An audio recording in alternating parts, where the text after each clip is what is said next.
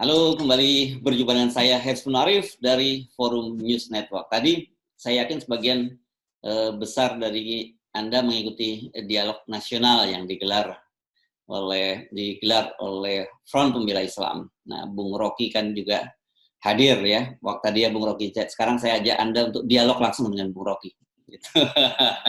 Ini dialog nasional jilid 2, Bung Rocky. Iya, boleh. Ya. Oke tuh, apa ceritanya sebenarnya itu Anda diundang hadir dalam dialog tadi? Ya, karena disebut tokoh, saya merasa tokoh jadinya tuh. Kayak itu pertemuan tokoh. Ya ya, nih Padahal itu sebetulnya semacam keakraban yang lebih diperlebar spektrumnya setelah Habib Rizik pulang.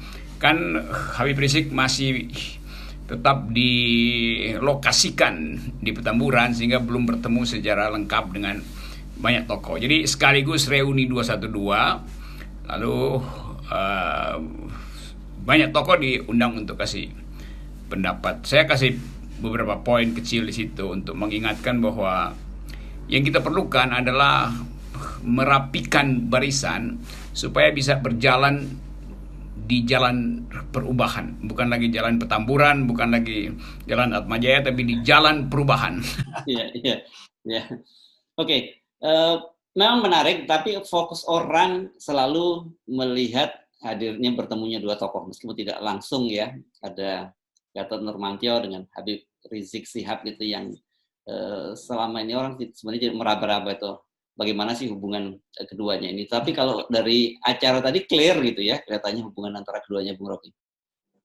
Itu hubungan dua, ya sebut aja, dua pemimpin oposisi yang berupaya untuk memastikan bahwa ada kesempatan baru bagi Indonesia untuk memulai perubahan yang damai, perubahan yang bermutu. Tapi temanya tetap perubahan itu, tetap revolusi akhlak dan merawat Indonesia dengan aspek moral, kan itu pikiran dari Gatot dan pikiran dari Pak Rizik Sihab. Nah, saya menganggap bahwa pertemuan tadi itu merupakan momentum yang melibatkan banyak pikiran baru. Dan kita dengar bagaimana Habib Rizik menerangkan satu upaya untuk memanfaatkan persaudaraan yang dia sebut ukhuwah di tingkat global, di tingkat nasional, dan tentu dengan komunitas agama itu. Lalu saya ingatkan bahwa juga ada persaudaraan baru, yaitu mereka yang beroposisi melalui YouTube. Itu juga adalah persaudaraan itu. Saya beri nama itu Ukhuwah YouTubia. Wah, di antara. Ya. Wah, dahsyat ini. Ya. Ya kan tadi ada tiga kan disebut ya. Jadi ukhuwah basyariah dunia gitu, ukhuwah watoniyah sesama anak bangsa, kemudian ukhuwah Islamiyah. Jadi Anda menambah lagi ukhuwah YouTubiah begitu ya. Nah, ini menarik itu. Persahabatan di antara para pengguna YouTube, karena karena disitulah sebetulnya politik diperlihatkan secara terang-terangan. Karena di luar YouTube kan politik dikendalikan oleh hegemoni, oleh mainstream, istana, buzzer segala macam tuh. Jadi kita perkuat bagian itu. Nah, Rocky Gerung Official, FNN juga itu bagian dari ukhuwah YouTubia. That's the point. Gitu. Untuk merenggangkan sedikit ketegangan. Karena pasti tadi ada aparat biasa, polisi, tentara itu berupaya untuk memantau secara dekat. Tapi karena acara sedang berlangsung, maka pintu ditutup. Setelah sesinya selesai, mulai masuk pada sesi baru, pintu dibuka, diminta supaya juga aparat polisi dan tentara silakan masuk, kita diskusi sama-sama itu. Tapi nggak ada yang masuk, hanya memotret-motret. Jadi mungkin setelah itu ada rapat evaluasi bahwa nggak ada apa-apa, itu cuman webinar dan nggak ada baliho yang perlu diturunkan karena semuanya melalui jaringan satelit. Jadi bagaimana mungkin baliho diturunkan kalau digantung di satelit gitu. Gitu. Nah, saya juga tadi sempat mengikuti itu. Saya justru saya menangkap kesan sebenarnya Habib Rizik Syihab ini terutama banyak disalahpahami gitu ya. Dan kemudian juga ada kelompok-kelompok yang mencoba membesar-besarkan persoalan sehingga Habib Rizik Syihab di cornering, di pojokkan menjadi sangat kanan luar gitu, sangat radikal. Anda sendiri punya kesan seperti itu tidak, Bung Rocky, setelah dia? Tadi dia uraikan satu hal yang mungkin orang perlu pelajari, bahwa Habib Rizik tidak memposisikan diri secara eksklusif. Dia menyebut berbagai elemen yang menyumbang pada perjuangan mendirikan Indonesia. Itu bukan hanya Islam, ada agama lain, semua etnis. Jadi tadi semacam kuliah universal untuk mengingatkan bahwa bangsa ini tidak boleh pecah karena perbedaan agama, karena perbedaan etnis atau hal-hal semacam itu. Nah, karena itu Habib menerangkan fungsi dari Pancasila itu. Satu persatu dia kupas dengan dalam, kendati singkat-singkat, sehingga orang dapat kesan bahwa Habib betul-betul mengerti bagaimana merekatkan bangsa ini dengan Pancasila itu. Jadi itu sebetulnya satu poin yang mudah-mudahan direkam dengan baik oleh aparat intelijen, sehingga bisa dijadikan bahan untuk menilai siapa sebetulnya Habib Rizik itu. Saya kira itu kuliah yang bagus tadi. Pertama kali diterangkan di situ bahwa Pancasila itu dimaksudkan untuk menghasilkan akhlak. Karena seluruh sila itu berhubungan dengan akhlak. Jadi Habib mau mengatakan bahwa janganlah FPI atau umat Islam dipandang radikal, diasosiasikan dengan ISIS, dengan teroris segala macam. Ya. Jadi itu poin yang penting saya kira untuk mengubah cara pandang intelijen atau cara pandang kekuasaan terutama terhadap profil dari Habib Rizik. Habib Rizik saya kira dia tadi sangat bagus membuat diskursus bahwa FPI adalah bagian dari upaya untuk menghasilkan Indonesia. Ya, Bung Rocky, sebenarnya kan sudah banyak pihak yang bersaksi, bahkan termasuk kita sebut sebelumnya media internasional melihat bahwa terjadi semacam metamorfose dari FPI dan Habib Rizik Syihab ini, dari gerakan yang tadinya memang kesannya garang gitu di jalanan berubah menjadi gerakan kemanusiaan gitu. Tetapi tetap saja ada upaya, ada stigmatisasi gitu, bahwa dia ini radikal kanan dan sebagainya. Dan kalau kita ingat pola-pola semacam ini kan sebenarnya selalu digunakan rezim juga di masa lalu, pada masa terutama Orde Baru, untuk membuat stigma sehingga muncul ada dulu ekstrem kanan, ekstrem kiri, dan formula itu kelihatannya masih terus berlanjut sampai sekarang. Ya, itu anehnya tuh. Habib Rizik berubah, FPI berubah, formula negara tetap sama dalam memandang Habib Rizik kan. Ya. Jadi kayak nggak ada buku lain yang dipunyai istana untuk membaca Habib Rizik gitu. Jadi perubahan politik dunia juga dipahami oleh Habib Rizik. Perubahan statistik pemilu di Indonesia dipahami oleh Habib Rizik. Duel argumen dimaksudkan untuk menghasilkan diskursus baru. Jadi seolah-olah bangsa ini atau bukan bangsa sebetulnya, kekuasaan ini nggak punya cara untuk menyusun kembali legitimasinya selain memojokkan seseorang supaya seolah-olah legitimasinya balik gitu. Dan itu udah nggak mempan, karena makin lama Habib Rizik makin diterima di dalam komposisi politik yang majemuk itu. Tadi kurang lebih datanya ada 11 ribuan di awal yang ngikuti YouTube itu dari Aceh sampai Papua dan luar negeri.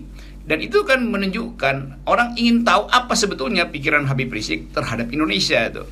Kalau Gatot orang udah tahu bahwa Gatot jelas pernah memimpin lembaga negara yang punya urusan dengan keamanan, karena itu kebangsaan Gatot itu nggak perlu dipertanyakan tuh. Kegigihan dia untuk berupaya mengingatkan pemerintah, terus berupaya supaya reformasi TNI dilanjutkan, demikian juga kepolisian, itu pikiran Gatot yang sudah final gitu. Dan kita bisa uji bahwa dia memang berhasil menanamkan kader-kadernya, karena itu dia ingin agar supaya unit-unit TNI itu betul-betul menjadi profesional. Nah sekarang Habib Rizik menambahkan poin bahwa dia mengerti Indonesia, dia mengerti Pancasila tuh, dia mengerti apa sebetulnya yang dimaksud dengan revolusi akhlak, yang bukan berarti kekerasan itu. Jadi ada saling melengkapi antara dua tokoh itu. Dan ini sebetulnya yang tidak diinginkan oleh kekuasaan. Jadi cara kekuasaan untuk sebetulnya mengadu domba atau memisahkan elemen-elemen dalam masyarakat supaya mudah dikendalikan itu tidak akan berhasil. Itu kan politik divide et impera yang dalam versi baru, dalam versi 4.0 sebetulnya. Yang sebetulnya dengan mudah orang tangkap bahwa mengapa oposisi itu yang sekarang diwakili oleh KAMI dan FPI itu harus dikendalikan untuk apa? Kan nggak ada kriminal yang dibuat oleh FPI, nggak ada makar yang dibuat oleh KAMI. Jadi orang sekarang mulai paham bahwa kekuasaan itu nggak punya manual baru untuk membaca keadaan, yang ada adalah manual lama itu. Gitu tanggapan saya. Ya, artinya apakah bisa kita simpulkan sebenarnya yang disebut politik aliran itu justru sekarang pemerintah yang menggunakan itu, gitu. Karena selama ini kan selalu stigma politik aliran itu selalu dinisbahkan pada kelompok-kelompok Islam. Tapi sekarang justru pemerintah yang menciptakan itu karena mendorong itu, karena seperti Anda sebut tadi, kelompok-kelompok ini ingin menyatu, tapi pemerintah malah mendorong adanya perpecahan. Ya, itu namanya politik aliran ketakutan, politik aliran kedunguan, politik macam-macam aliran ada di istana tuh. Dan sungguh sangat disayangkan itu ada peluang beberapa tokoh dari istana diundang tapi nggak ada yang hadir kan. Pak Mahfud oh gitu, ada yang diundang ya? Hadir. Ada Mahfud MD diundang kan. Juga beberapa tokoh pemerintah sebetulnya. Jadi kesempatan untuk dialog ya tidak berhasil. Yang ada adalah dialog di dalam oposisi. Kan mestinya dialog antara oposisi dan penguasa sebetulnya kan. Tapi penguasa nggak ada yang datang itu. Ya, tapi mungkin kalau Pak Mahfud kita pahami suasana kebatinannya gitu, karena kemarin kan rumahnya baru dikepung gitu, nanti takut lagi hadir di sini juga dikepung pemikirannya gitu. Saya kira harusnya sebaliknya, Pak Mahfud harus bicara itu. Kan diundang, jadi ada kesempatan untuk menerangkan keadaan sehingga juga teman-teman di Pamekasan itu bisa ikuti uraian Pak Mahfud.